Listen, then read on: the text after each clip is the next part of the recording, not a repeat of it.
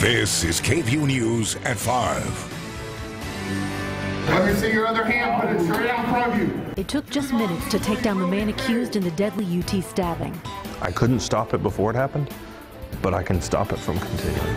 Tonight, we talked to one of the UT police officers about the day he stopped Kendricks White from injuring more students on campus.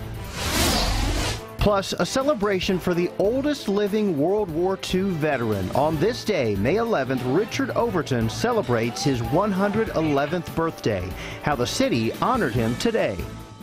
Good afternoon, I'm Terry Gruca. And I'm Mike Rush. A live look over Austin tonight, plus a look at the radar as showers pop up across central Texas. KVUE Storm Team Chief Meteorologist Albert Ramon has a look at what we're tracking. Some big storms out there, it looks like, Albert. Yep, and these thunderstorms are getting a little bit stronger, so we're going to have to keep an eye on this one thunderstorm coming into Austin over the next couple of minutes. The severe thunderstorm that was in Milam County has now moved into Robertson County outside of the KVUE viewing area, and you can see some hit-miss showers down in Caldwell and Bastrop County. But it's this intense thunderstorm where a hail core is now developing near Westlake. That's moving off to the northeast at about 30 to 35 miles per hour. We've got some moderate rainfall now along Mopac, some really heavy rainfall approaching 360 just south of the Pennybacker Bridge. Some heavy downpours around the Y at Oak Hill, extending back off to the southwest into Driftwood. Again, this is a developing strong, very probably close to getting severe weather limits with that hail core developing right there. Again, this is moving off to the northeast, so it'll be moving over central Austin, North Austin here within the next few minutes, and then eventually making its way into the Pflugerville, Round Rock area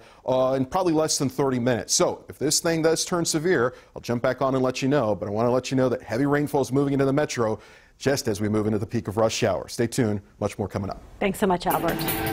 Now to a KVUE Defenders Austin American Statesman exclusive. The harrowing story of the University of Texas police officer who stopped last week's stabbing attack on campus. Officer Eric Park says he feared accused stabber Kendricks White was about to hurt or kill other students, and that he was just seconds away from shooting White. Tony Ploheski sat down with Officer Parks in his first interview today. He joins us now. What do you have to say, Tony? Well, he was actually on his way to patrol a protest on the UT campus when all of this unfolded last week. But out of the corner of his eye, he spotted a commotion. He heard screaming, and then he saw a man covered in blood. This is video a witness took once he saw White carrying a knife in the area.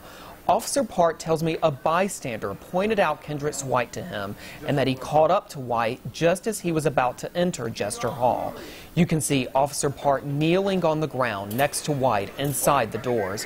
Officer Park says he knew he had to intervene, and fast, before White, who was armed with a knife, went inside. And then that's a very crowded dorm. That's a very large dorm.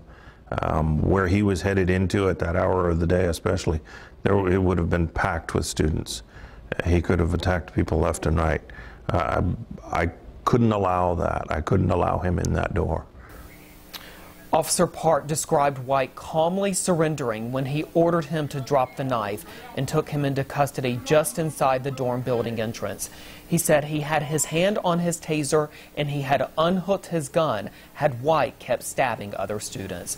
Today, Officer Park, a veteran officer who has only been with UT since January, is back on patrol. He's still grappling with what happened, and he says this is the first violent encounter he'd faced in years. And there's another big reason Officer Park felt he had to act fast that day, something that he reveals about himself. I'll have that story coming up tonight at 6. Mike? All right, Tony, thank you. And UT Police Department Chief David Carter says it was the quick action by the police that stopped White that day from harming or killing anyone else. The initial call came into the department at 1:46. Officers had White in custody in less than 2 minutes. Tragically, though, before the police were even called, Harrison Brown died in that attack. He was stabbed in the chest and could not be saved. 3 others were injured. They have all been released from the hospital. Today at the 85th Texas Legislature, senators unanimously passed the Sandra Bland Act, a bill filled with criminal justice reforms. KVUE political reporter Ashley Godot is live from our Capitol. Ashley, the version that passed is different from the original. It is, Terry. Senators removed sections related to police stops and cameras, focusing more on mental health. You'll recall Sandra Bland's 2015 arrest gained national attention. I'll check my own. Get out of the car! I will light you up. Get out! Now! A 28-year-old was pulled over in Waller County for failing to signal a lane change, arrested for allegedly assaulting a state trooper, and was found hanging in a jail cell 3 days later. Senator John Whitmire, who's carrying the Senate companion to the bill, spent 2 days working to have it called for a vote. When that finally happened this afternoon, he told lawmakers more must be done to address mental health in county jails.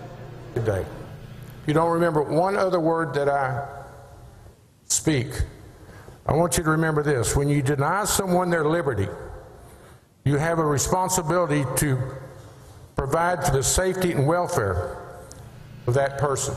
Someone is evaluated as having Whitmire said the anxiety that comes from being arrested can trigger a mental crisis. He added the bill isn't perfect, but is a step forward. Now, the bill's author, Representative Garnett Coleman, agrees and says passing it out of the Senate is a big step.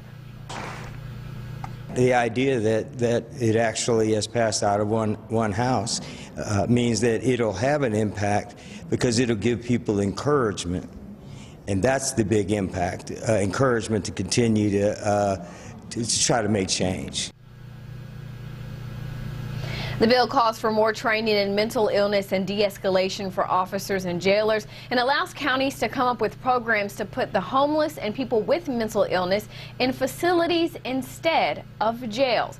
Now, Coleman is disappointed consent searches and pretext stops were removed from the Senate version of the bill, but those issues are addressed in other House bills, and now it's up to the House to vote on the Sandra Bland Act. Live at the Capitol, Ashley Goodo, KVUE News.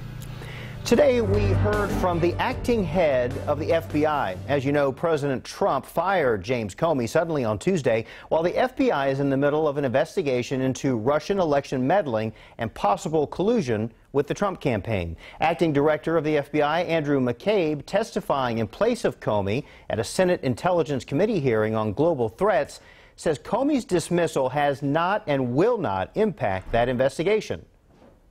Simply put, sir, you cannot stop the men and women of the FBI from doing the right thing, protecting the American people, and upholding the Constitution. McCabe also directly contradicted one of the reasons given by the White House for firing Comey, saying that Comey enjoyed broad support within the Bureau.